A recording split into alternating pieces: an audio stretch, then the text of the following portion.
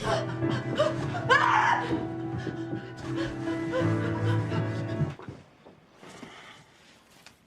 don't have to do that. Bayangkan rumahmu terasa aman, pintu terkunci, tetangga tak curiga, suami ada di dalam, masalahnya cuma satu, ada orang lain yang punya kunci rumahmu. Ia tidak masuk dengan paksa, ia masuk dengan izin yang pernah kau beri tanpa kau sadari. Dalam satu malam, sebuah pernikahan dibedah pelan-pelan, bukan dengan pisau, tapi dengan rahasia. Seorang suami yang tampak dominan, seorang istri yang terbiasa diam, dan orang asing yang datang bukan untuk mencuri barang, melainkan menguji batas kekuasaan. Di film ini, ketakutan bukan datang dari kekerasan, melainkan dari kebenaran yang terungkap satu persatu. Cinta berubah jadi alat, kepatuhan jadi senjata, dan kehormatan hanya ilusi yang mudah runtuh.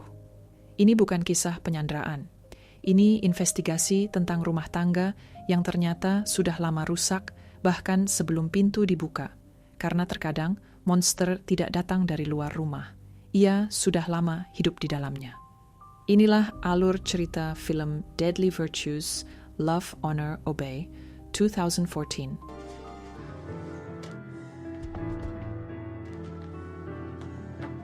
Di awal cerita, kamera membawa kita ke sosok pria muda bernama Aaron.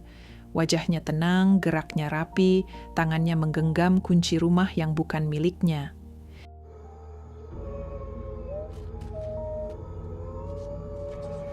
Ia bekerja sebagai pengganda kunci, terbiasa masuk ke ruang pribadi orang lain tanpa dicurigai. Malam itu, ia menuju alamat yang tertera pada catatan lama, rumah pasangan Tom dan Allison. Tanpa hambatan, pintu terbuka, rumah terasa hidup. Dari lantai atas terdengar suara dua insan yang sedang terlibat benturan mekanis, bukan penuh cinta, melainkan rutinitas dingin tanpa kehangatan. Aaron melangkah naik, membuka tas, lalu menghantam Tom hingga pria itu roboh tak sadarkan diri. Allison yang panik mencoba lari, tapi langkahnya terhenti. Aaron bergerak cepat, menutup jarak, dan dunia Allison runtuh dalam satu tarikan napas. Saat mereka sadar, pagi belum datang. Tom terikat di kamar mandi, tubuhnya terpasung, martabatnya dilucuti. Allison terikat di ruang tamu, sendirian, diterangi cahaya redup. Pemisahan itu disengaja. Aaron menguasai ruang, waktu, dan rasa takut. Ia memperkenalkan diri sebagai pria yang pernah Allison temui saat menggandakan kunci. Wajahnya dulu tak diingat, kini mustahil dilupakan. Malam berjalan lambat. Dari atas terdengar Tom menjerit, suara benturan tubuh dengan dinding, jeritan yang tak diberi jawaban. Allison hanya bisa mendengar, tak mampu menolong. Aaron turun, duduk di hadapannya, lalu menyampaikan keinginan yang merusak batas. Ia ingin Allison memperlakukannya seperti ia memperlakukan Tom. Kata-kata itu menusuk lebih tajam dari ancaman. Allison menangis, tapi ketakutan lebih keras dari perlawanan. Ia menuruti perintah. Aaron membawa Allison ke kamar mandi. Di hadapan Tom, Aaron menciptakan ujian paling kejam. Dua tubuh saling mendekat, bukan sebagai cinta, melainkan pertempuran senyap. Tekanan demi tekanan terjadi, ruang napas menyempit hingga batas terakhir. Tom dipaksa menonton, harga dirinya dipatahkan perlahan. Malam ditutup dengan Allison kembali diamankan. Pagi datang seperti sandiwara keluarga normal. Allison dipaksa berperan sebagai pasangan. Ia menyiapkan keperluan Aaron, bertanya soal penampilan, mendengar pertanyaan yang tak pernah boleh ia jawab saat bersama Tom. Saat Allison menahan pujian, Aaron murka. Tom kembali jadi sasaran. Kamar mandi berubah jadi ruang hukuman.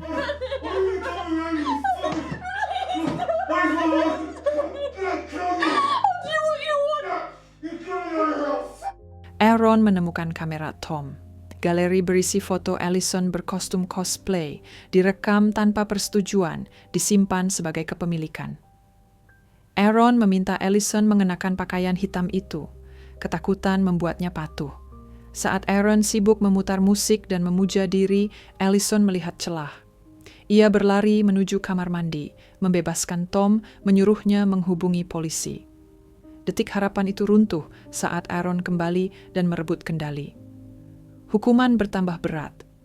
Di kamar mandi, alat penjepit menjadi simbol kekuasaan. Tom dilukai, lalu dipaksa Allison untuk bertanya dan menyentuh luka itu. Aaron merekam semuanya. Ia lalu memutar ulang video lain dari kamera Tom.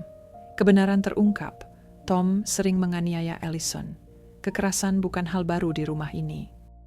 Ponsel Tom berdering. Pesan dari Sarah, wanita lain ajakan bertemu. Aaron menyimpan informasi itu. Keesokan hari, peran keluarga normal kembali dimainkan. Allison bersikap lebih hangat. Bukan karena tunduk, melainkan strategi. Ia menyembunyikan pisau di balik kursi, berharap simpati Aaron muncul saat ia menceritakan kisah tragis tentang anak yang pernah ia miliki dan telah tiada. Saat berdiri, pisau jatuh. Rencana gagal. Aaron mengambilnya tanpa curiga niat di baliknya.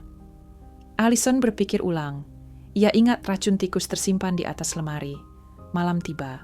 Makan malam disiapkan. Daging dimasak Aaron, minuman disiapkan Allison. Bersulang dilakukan, tapi firasat menahan Aaron untuk minum. Ia memilih makan lebih dulu. Setelah itu, musik diputar. Mereka berdansa, gelas tumpah, racun gagal bekerja.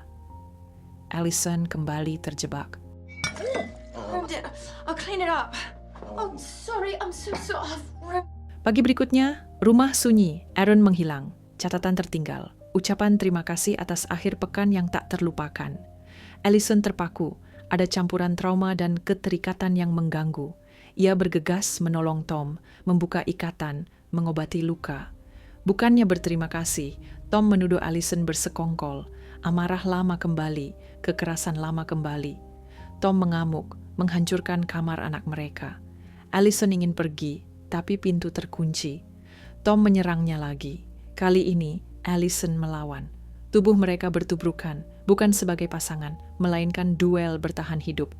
Tom kelelahan, Allison menang. Ponsel Tom berbunyi, Sarah akan datang. Allison membuka kebenaran. Sarah teman Allison dan memiliki anak dari Tom. Saat Sarah tiba, ia terkejut melihat Tom terluka. Tom bangkit dan kembali menyerang. Allison ragu, lalu memilih bertindak. Dengan alat bantu, Tom diakhiri. Siklus kekerasan diputus dengan cara paling gelap. Adegan terakhir berpindah ke tempat kerja Aaron. Ia menggandakan kunci untuk klien baru. Ia meminta alamat, menawarkan pengantaran. Saat klien menulis, Aaron melihat lebam di tubuh wanita itu. Tatapannya berubah, lingkaran tampak siap dimulai lagi. Great. Thank you. Okay.